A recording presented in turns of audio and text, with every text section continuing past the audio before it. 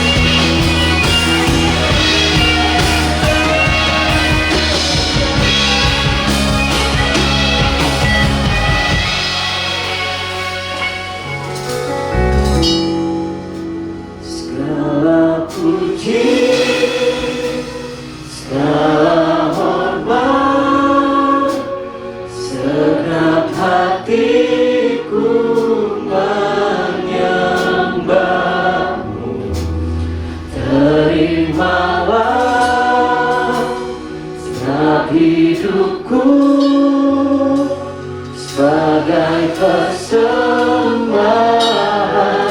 yang hidup. Segala puji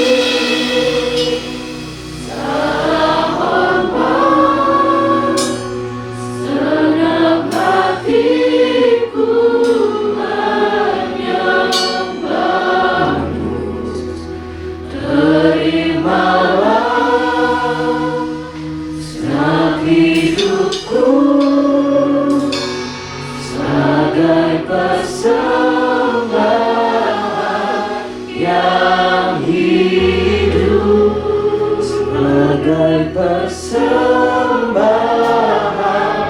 yang hidup, sebagai persembahan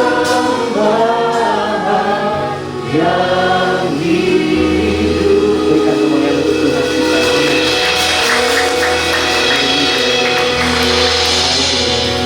Benar Tuhan, hanya Engkau yang layak diberikan untuk memuliakan dalam kehidupan kami. Kami siap beribadah kami yang dalam nama Tuhan Yesus Kristus.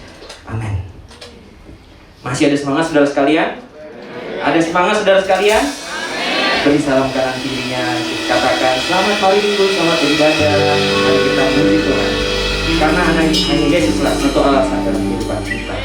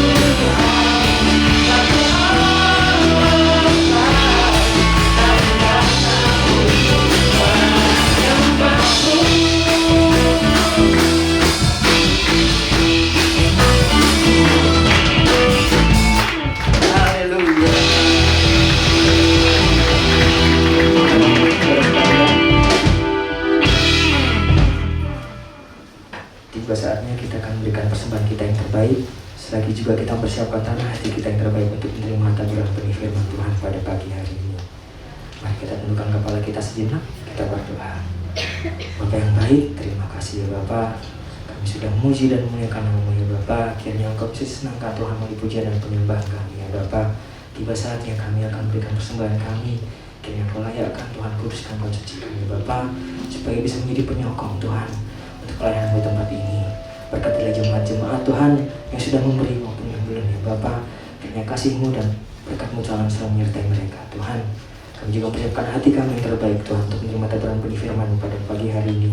Kiranya Bapa, firman-Mu dapat menguatkan, mengubahkan, dan memperbarui kami ya Bapa. Terima kasih Tuhan, terima kasih. Hanya dalam Tuhan kami sudah berdoa dan mengucap syukur. Haleluya. Amin.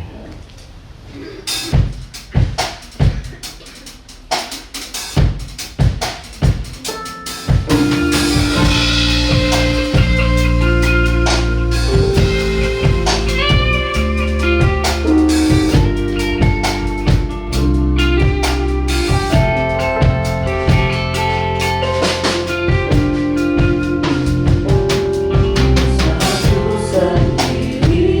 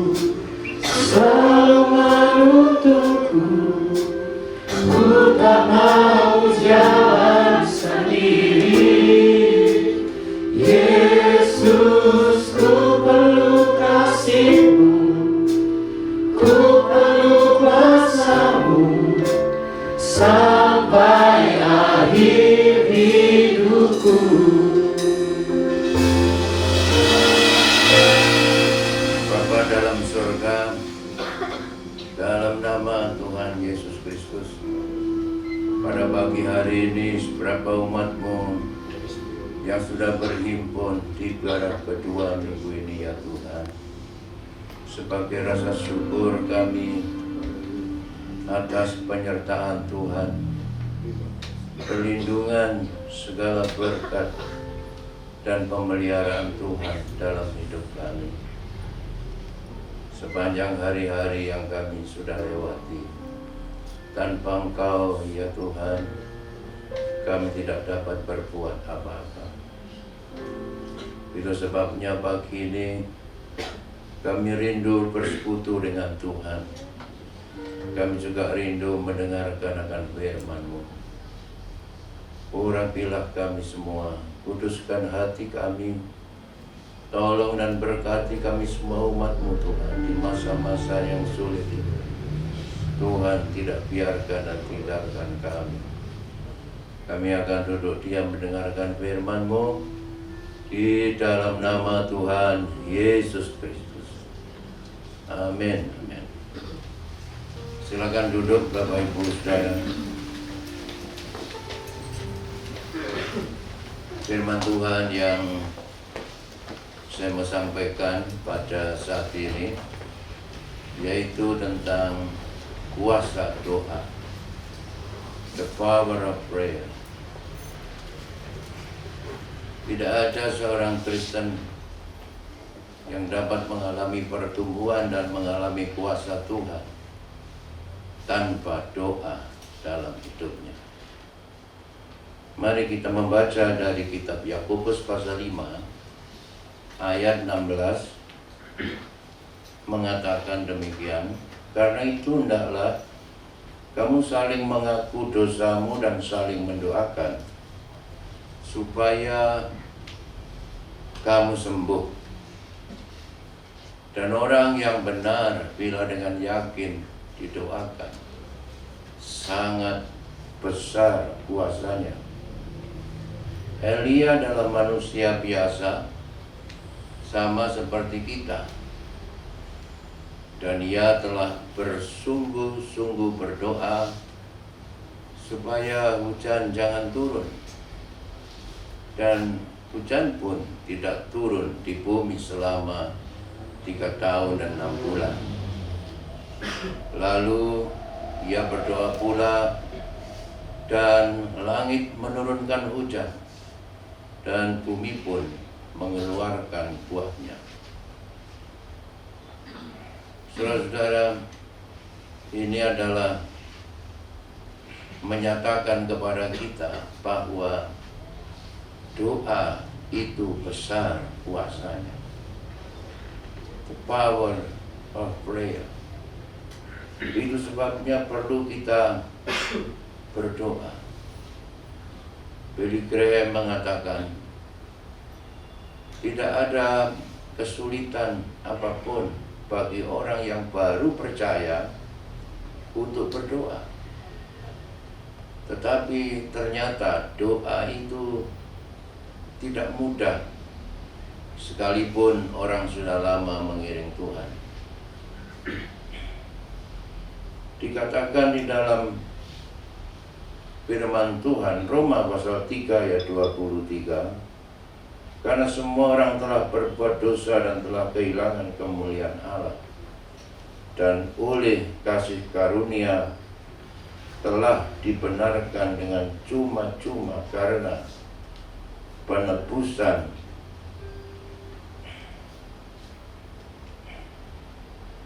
dalam Kristus Yesus. Kita semua adalah orang berdosa, dan sekalipun orang berteriak memanggil kepada Allahnya, maka dosa itu memisahkan manusia dari Allah, sehingga doa apapun tidak bisa sampai kepada Tuhan kecuali masalah dosa ini dibereskan. Dan tidak ada manusia yang dapat menanggulangi dosa, dan apa yang kita tidak dapat lakukan telah dilakukan oleh Kristus dengan jalan mati di atas kayu salib. untuk menebus dosa kita, menggantikan kita. Kalau kita bertobat dan percaya terima Yesus dalam hidup kita, maka segala dosa kita diampuni. Segala dosa kita itu dihapuskan, ditutupi oleh darahnya. Tuhan tidak melihat lagi, kata Nabi Yesaya. Bahkan Tuhan tidak mengingat lagi. Sejauh timur dari barat, kata Daud dalam Mazmurnya, dikatakan dilemparkannya segala dosa dan kesalahanku. Oleh sebab itu, bagi kita yang percaya, yang masalah dosa ini sudah dibereskan oleh Kristus, Tuhan itu hanya sejauh doa kita. Kalau saudara merasa susah, merasa sendirian, punya masalah, saudara tidak sendiri. Tuhan tidak jauh dari kita. Tuhan hanya sejauh doa. Katakan kiri kananmu, Tuhan hanya sejauh doa. Puji Tuhan. Tetapi kita harus memperhatikan mengapa doa kita tidak dijawab oleh Tuhan. Karena ada hal-hal yang menghalangi. Yesaya pasal 59 ayat 2 mengatakan, tetapi yang merupakan pemisah antara kamu dan Allahmu ialah segala kejahatanmu. Dan yang membuat dia menyembunyikan diri terhadap kamu sehingga ia tidak mendengar ialah segala dosamu. Sekalipun sudah Kristen, dosa sudah diampuni, tetapi kembali lagi berbuat dosa, kembali lagi kepada hidup yang lama, kembali ke meja judi, kembali mabuk-mabuk. Di satu daerah Kristen, tidak saya sebut di mana, Minggu baju putih ke gereja, pulang dari gereja mabuk-mabuk. Bahkan pendetanya sebelum khotbah minum mabuk dulu, jalan ke mimbar sempoyongan. Saudara, segala dosa kita ini, kalau kita hidup lagi di dalam dosa, akan menjadi pemisah antara kita dengan Allah, sehingga dosa kita tidak dijawab oleh Tuhan. Jangankan berbuat dosa, berbuat kejahatan, masih dalam niat, ada di dalam hati, Tuhan sudah nggak mendengar. Mazmur 66 ayat 18 mengatakan, seandainya ada niat jahat dalam hatiku, tentulah Tuhan tidak mau mendengar. Misalnya seorang suami di dalam hati ada niat, istriku ini makin tua, makin cerewet, tidak bisa diatur. Sudah, saya mau ceraikan dia. Saya mau kasih minum Baygon supaya mati. Sebaliknya istri, suamiku ini nggak kasih belanja, saya suka dipukul, lebih baik aku racun dia. Ada seorang istri suaminya selingkuh. Waduh, dia benci sekali sama suaminya. Malam-malam waktu suaminya pulang dikasih makanan enak-enak. Setelah makan kenyang dia tidur pulas. Lalu dia dengan pembantunya memanasi minyak goreng 1 wajan penuh. Dan kemudian suaminya yang masih tidur disiram dengan minyak goreng panas ini. Waduh, begitu bangun teriak-teriak, dibakar. Saudara. Di penjara, waktu saya pelayanan di penjara wanita, saya ketemu dengan ibu ini. Bukan hanya satu wanita membunuh dengan menyiram minyak suaminya dengan minyak panas dan dibakar. Juga saudara, ada istri yang karena suaminya selingkuh, tidak pernah kasih belanja, diam-diam dia sembunyikan pisau belati di balik bantalnya.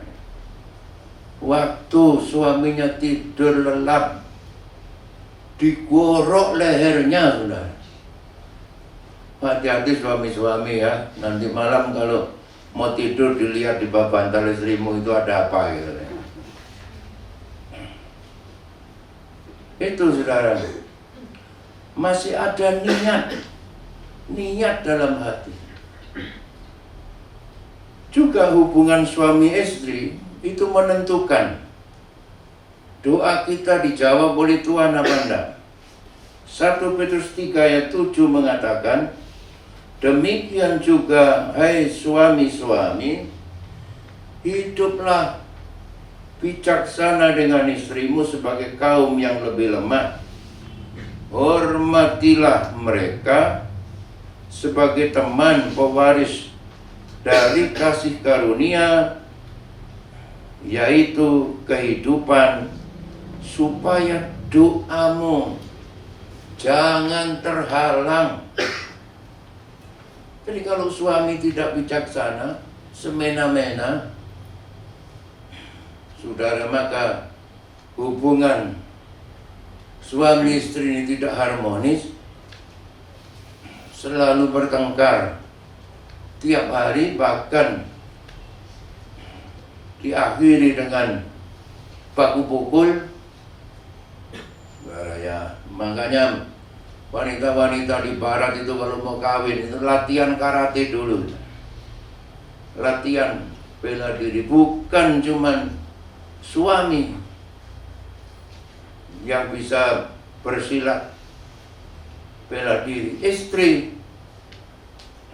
Dan bukan istri yang babak belur dipukuli suami.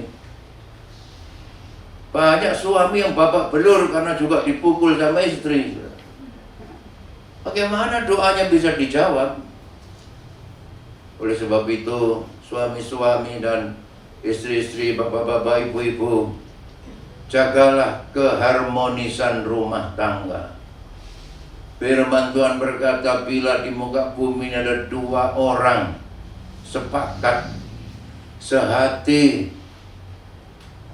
jadi saudara, sehati, harmoni, saling mengasihi, saling menghormati, setia dengan pasangannya satu sama lain, doamu akan dijawab oleh Tuhan. Ada pendeta, saya diundang khotbah di tempatnya. Saya lihat itu mukanya itu ada 3 baretan ya, dari atas ke bawah di pipinya gitu ya. Loh, kenapa Pak pipinya? Dicakar kucing Pak. Lalu saya lihat istrinya, di pipinya ini juga bengkak hitam ya. Kenapa tuh? Jatuh di kamar mandi. Waktu dia membuka ibadah begini suaminya ini, dia berkata, mari saudara kita berdoa supaya kuasa iblis dihancurkan. Iblis sedang bekerja hari-hari ini. Nah, kebetulan saya pas noleh ke belakang, saya lihat jemaahnya sudah datang banyak belum. Istrinya duduk di belakang, berdiri, tangannya begini. Lalu suaminya bilang, wah itu saudara, setannya sedang bekerja. Jadi rupanya pipinya dibaret, ya, dibaret sama istrinya. Karena dia dibaret sama, dicakar sama istrinya ditinju zaman. Ini namanya pasangan kucing garong. Ya. Nah, itulah. Bagaimana doa dijawab oleh Tuhan?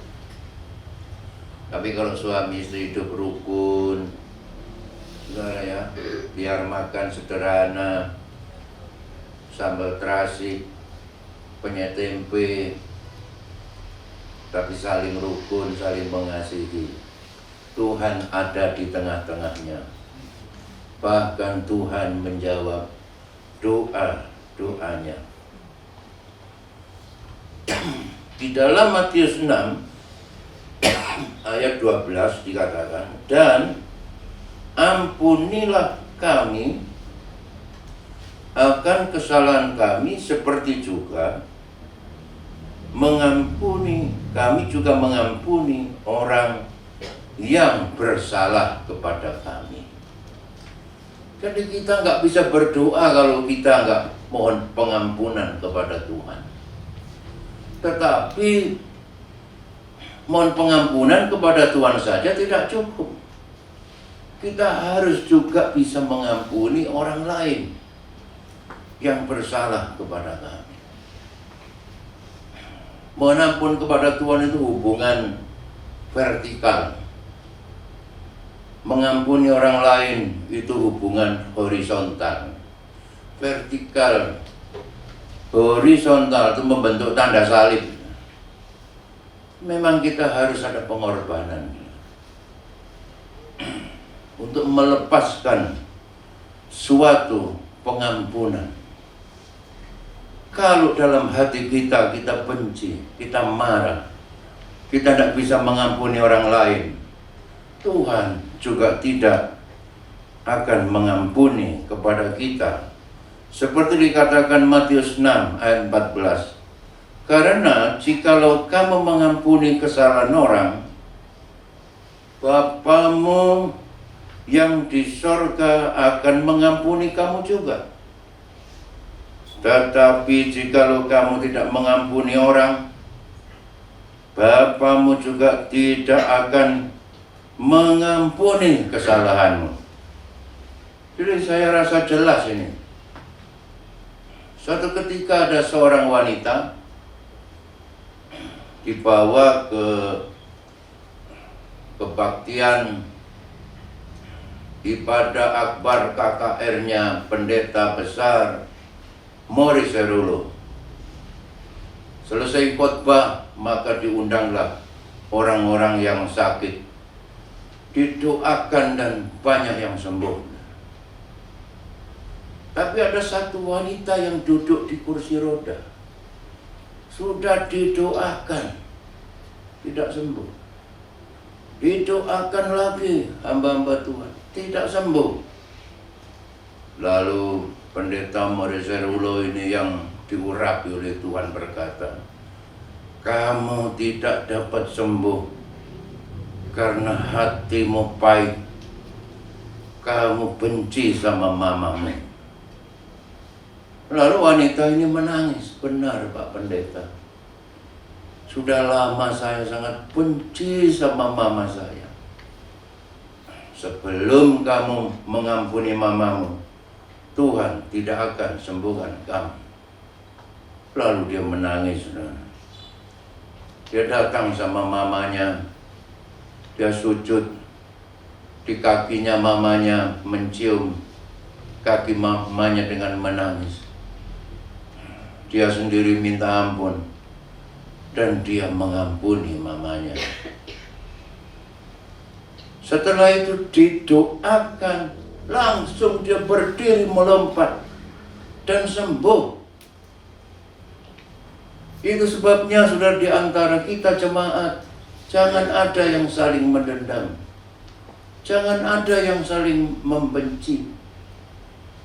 Kalau ada yang salah-salah, lepaskanlah, berikanlah pengampunan. Karena kita sendiri juga sudah diampuni oleh Tuhan. Maka kuasa Tuhan pasti terjadi. Mujizat Tuhan pasti terjadi. Ya, puji Tuhan. Dan berdoa itu sungguh-sungguh berdoa, seperti Elia.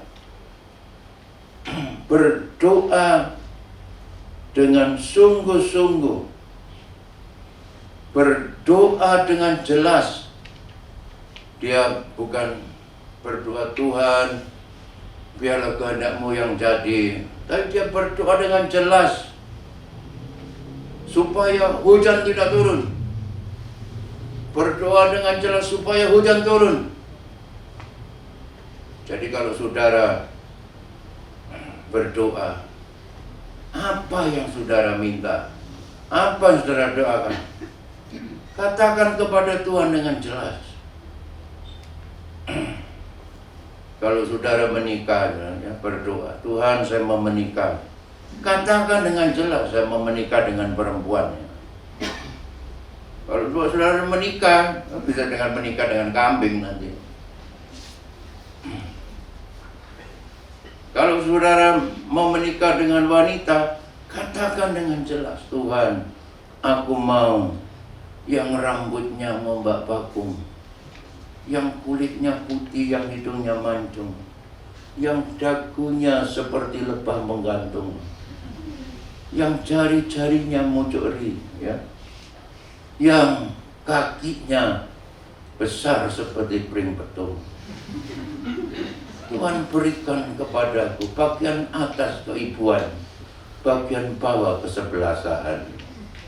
Waduh, nanti saudara akan dikasih itu sama manganan.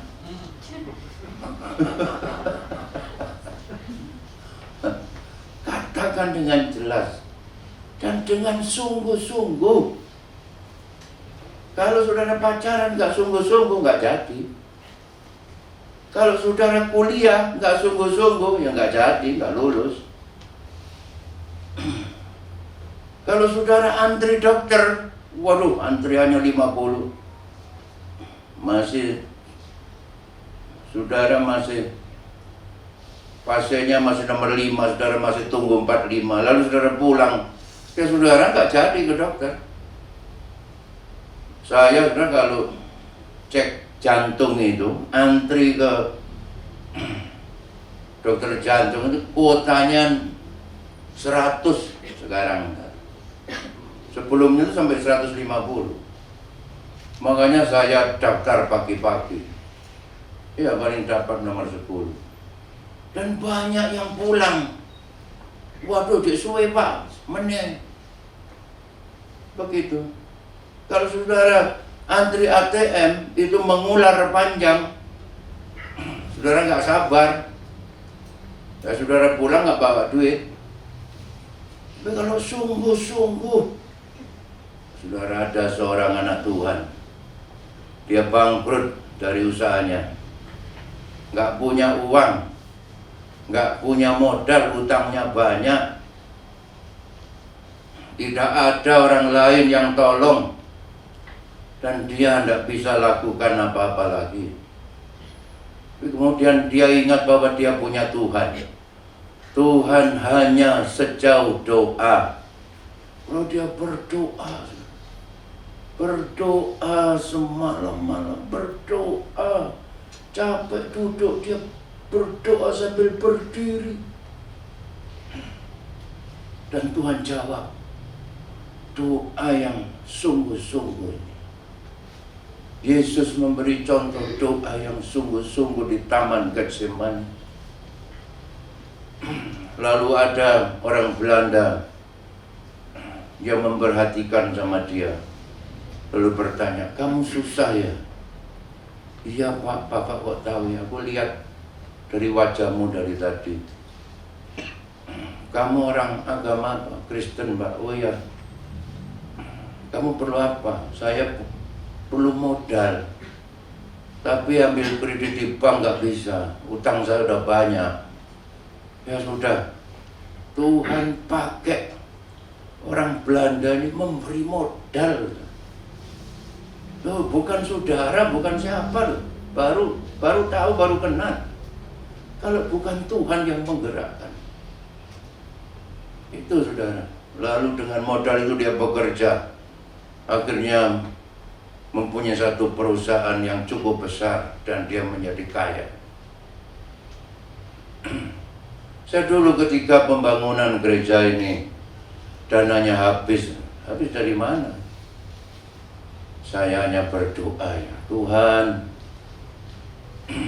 lemparkan kerikilmu kecil aja dari surga.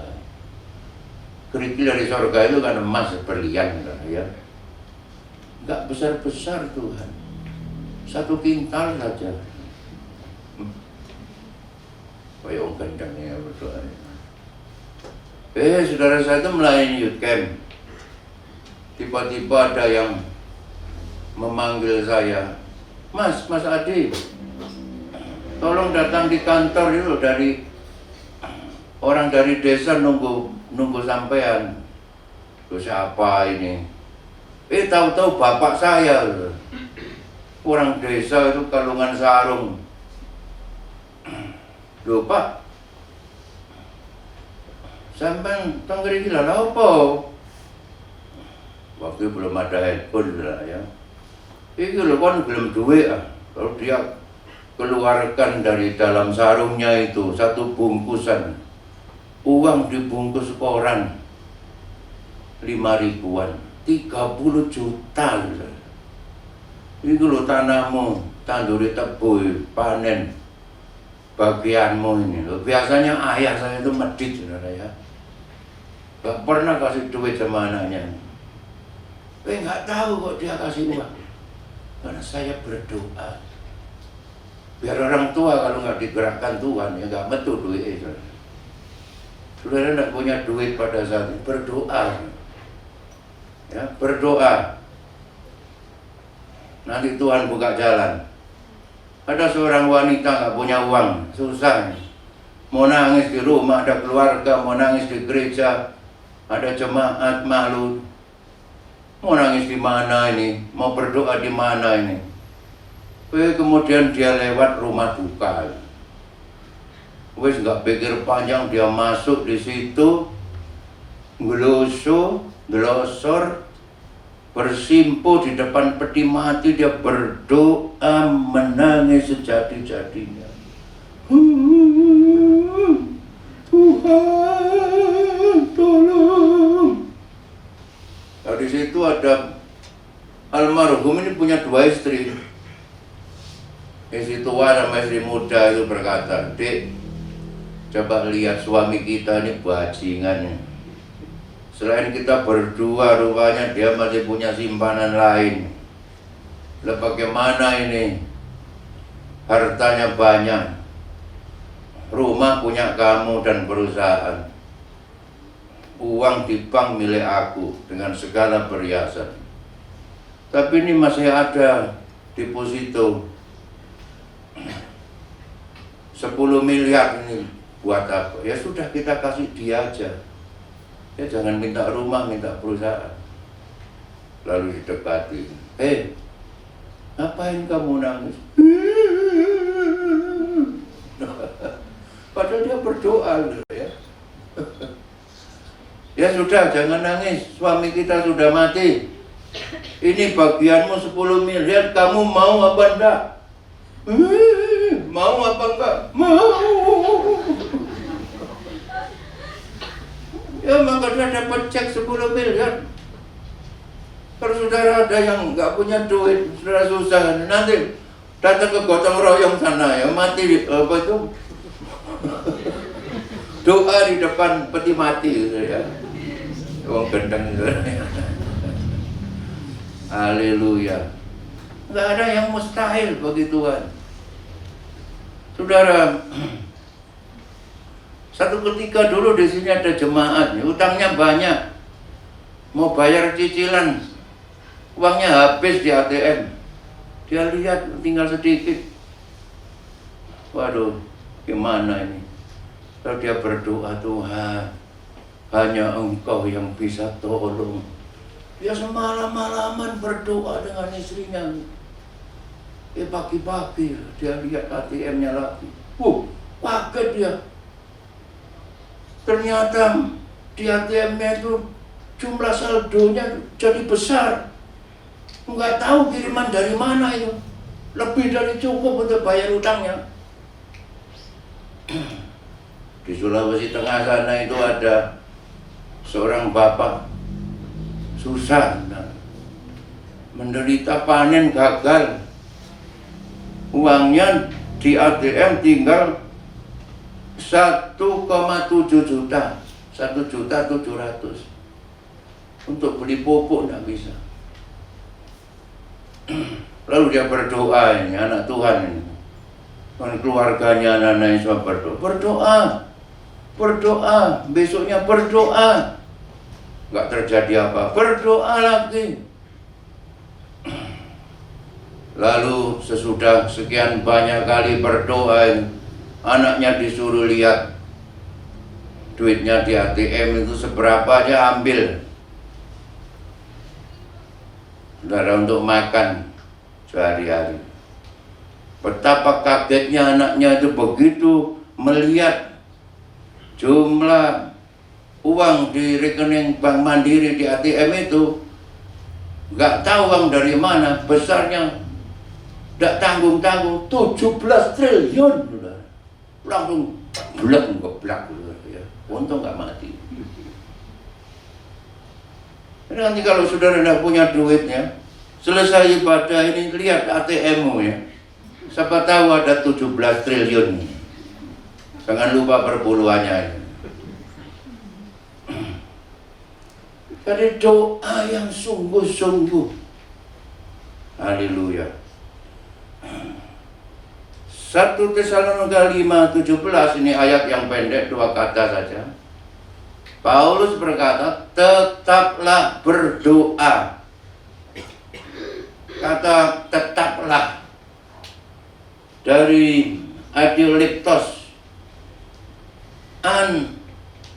uninterruptedly, tanpa interupsi.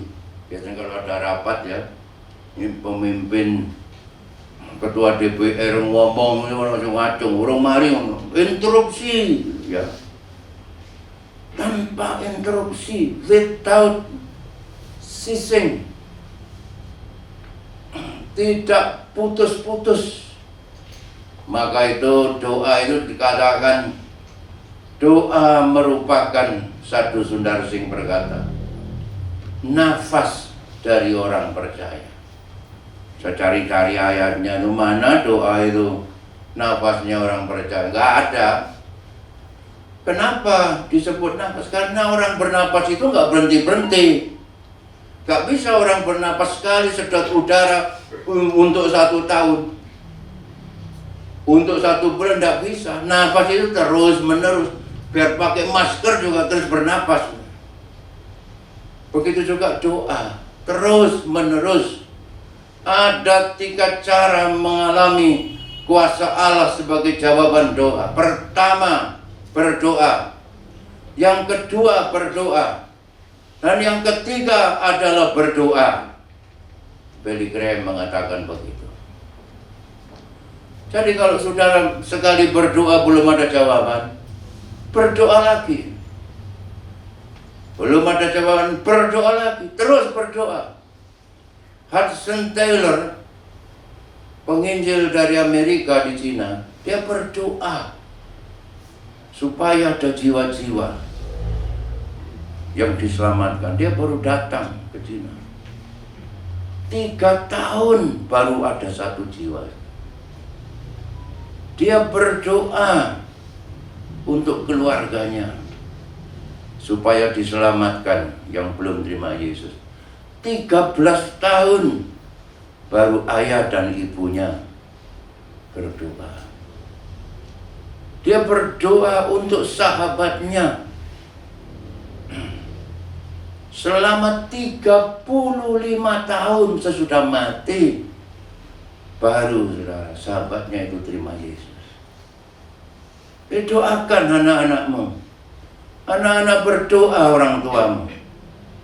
Mari kita saling mendoakan. Prayer change things. Karena doa itu mengubahkan segalanya. Martin Luther berkata, kalau engkau berdoa, 50% pekerjaanmu selesai. Prayer change thing. Billy Graham yang berkata seperti ini. Dan dengan iman, Markus 9 ayat 23 mengatakan, jawab Yesus, katamu jika engkau dapat, jika Tuhan Yesus dapat menolong, tolonglah. Kalau nggak bisa, nggak apa-apa. Lalu Yesus menegaskan, tidak ada yang mustahil bagi orang yang percaya. Kalau saudara dengan sungguh-sungguh berdoa dengan iman, itu besar kuasanya, karena tidak ada yang mustahil bagi orang yang percaya. Ada ayat yang mengatakan tidak ada yang mustahil bagi Allah. Itu bisa dipahami ya. Tetapi ayat ini mengatakan tidak ada yang mustahil bagi orang percaya. Katakan kiri kananmu, tidak ada orang yang mustahil bagi orang percaya. Satu ketika di Korea ada pemuda di gereja itu paling jelek, potongannya nggak ada modelnya, tampangnya babak belur. Lah itu ada barisan kur. Wanitanya itu cantik-cantik, tapi ada satu yang paling cantik. Kalau saudara melihat drama Korea, cantik. Lalu pemuda ini, dia berkata kepada teman-temannya kalau dia naksir sama cewek, diketawain, ngaca dulu kamu. Tapi dia dengan iman, dia berkata dan kepada Tuhan, berikan wanita itu sebagai istriku. Dan satu ketika terjadi kegemaran. Ada pesta di gereja itu. Dan yang menikah laki-laki jelek sama wanita yang paling cantik. Saya dulu dapat ibu gembala ini, saya berdoa puasa 3 hari 3 malam. Saya bilang sama Tuhan, jadikan dia istriku. Putar matanya Tuhan, biar melihat aku seperti Ari Wibowo, seperti Tom Cruise. Waduh, saudara, ketika saya tanya, kamu mau jadi istri bunda, kelompok-kelompok dia, saudara, mau menjawab tidak, iya.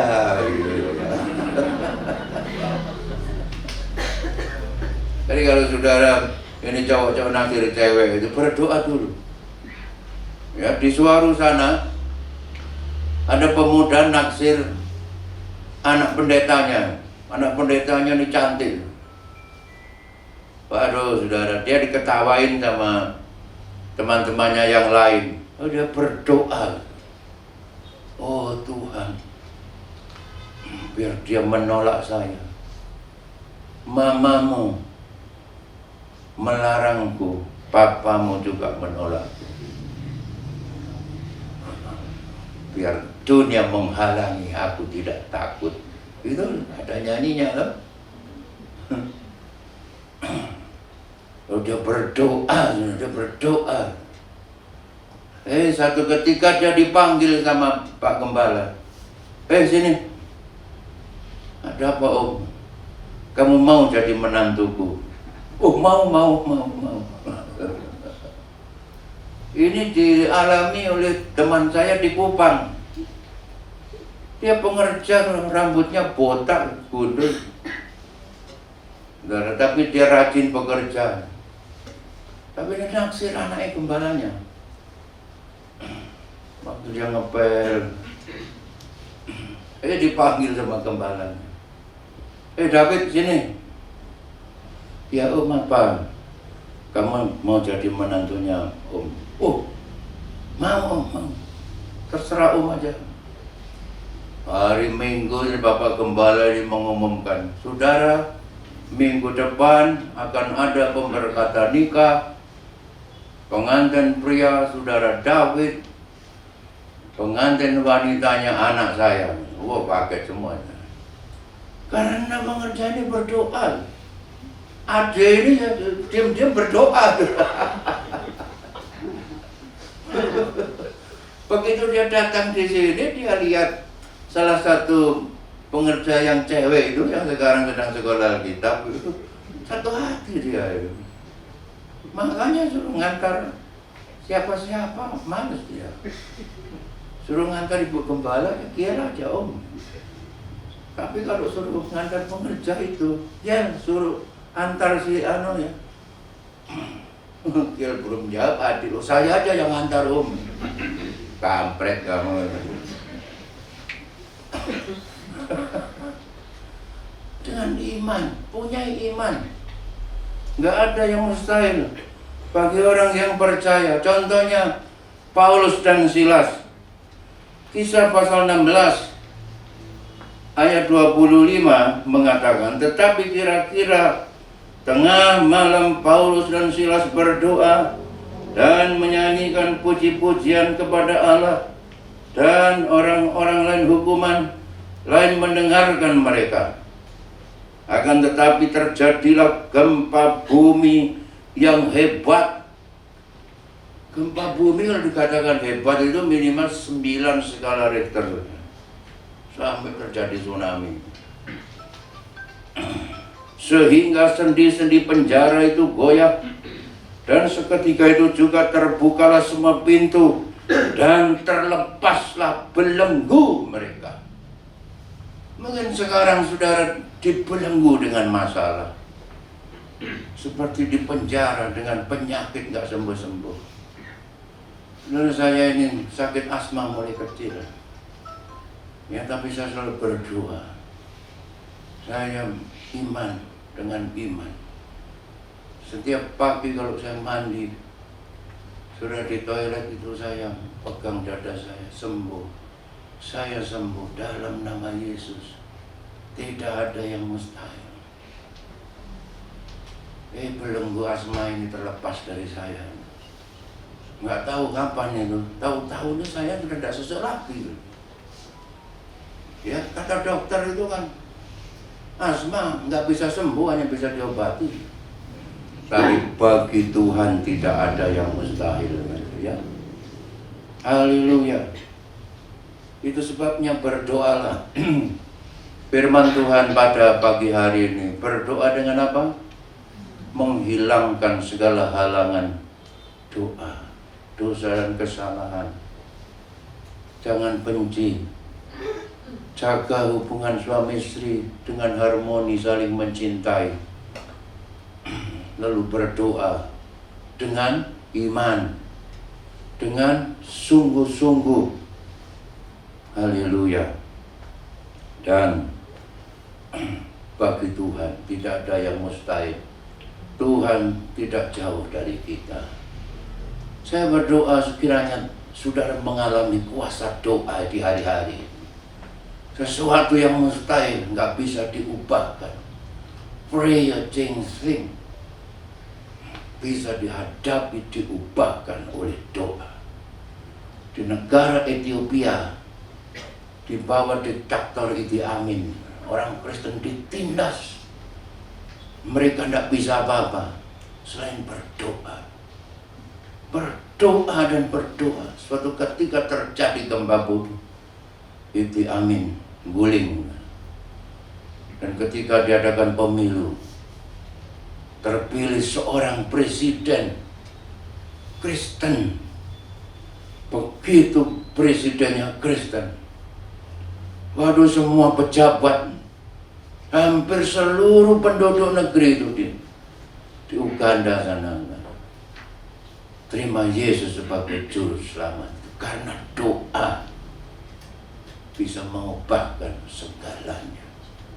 Katakan kiri kananmu, doa mengubahkan segalanya. Puji Tuhan. Dia hanya sejauh doa.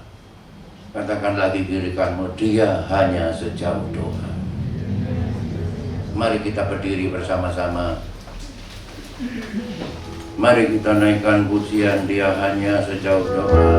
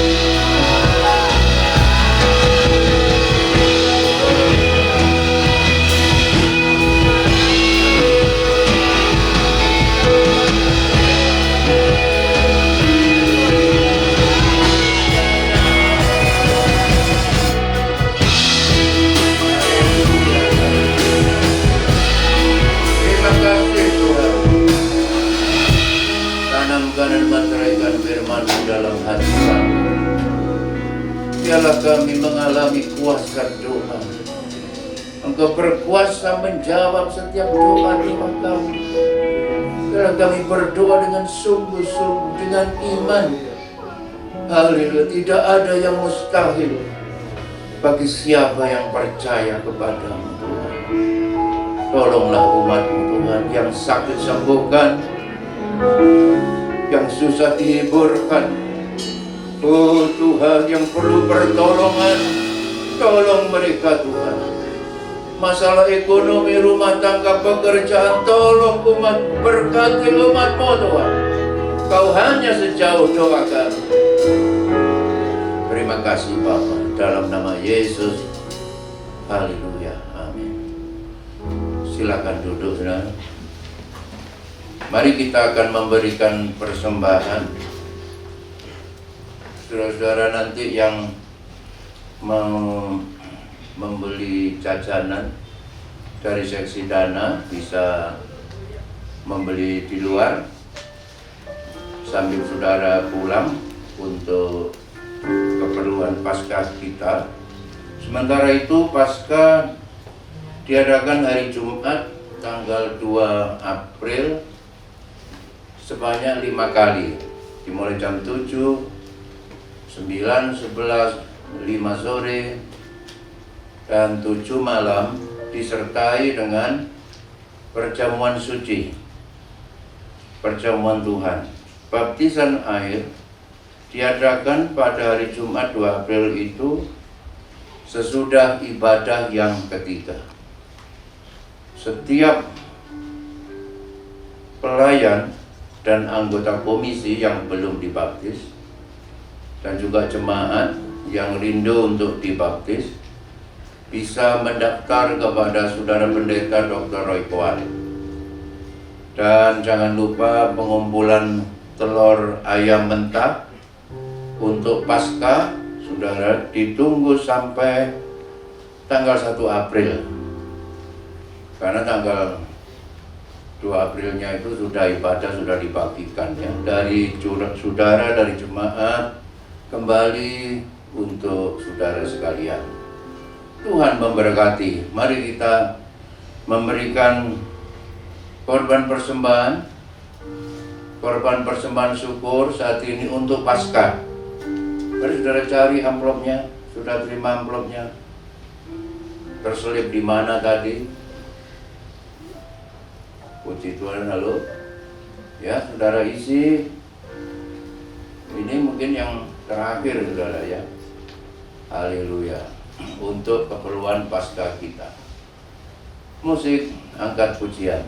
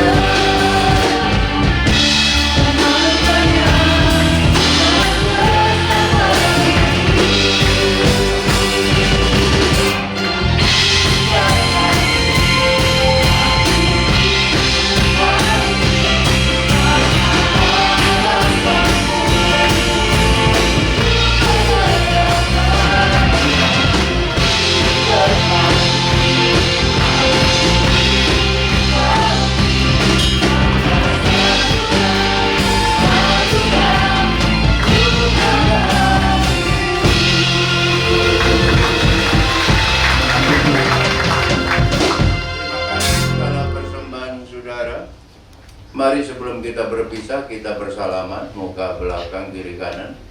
Katakan selamat hari Minggu, Tuhan memberkati, dan sampai jumpa minggu depan. Puji Tuhan. Mari kita menadahkan tangan kita. Saudaraku sekalian, tiba saatnya pulanglah ke rumahmu masing-masing dan terimalah berkat limpah dari Allah Bapa, kasih karunia dan damai sejahtera dari Tuhan kita Yesus Kristus, dan dalam persekutuan Allah Roh Kudus menyertai kita saat ini sampai Maranatha. Pulanglah dan terimalah berkat Allah di dalam nama Tuhan Yesus Kristus.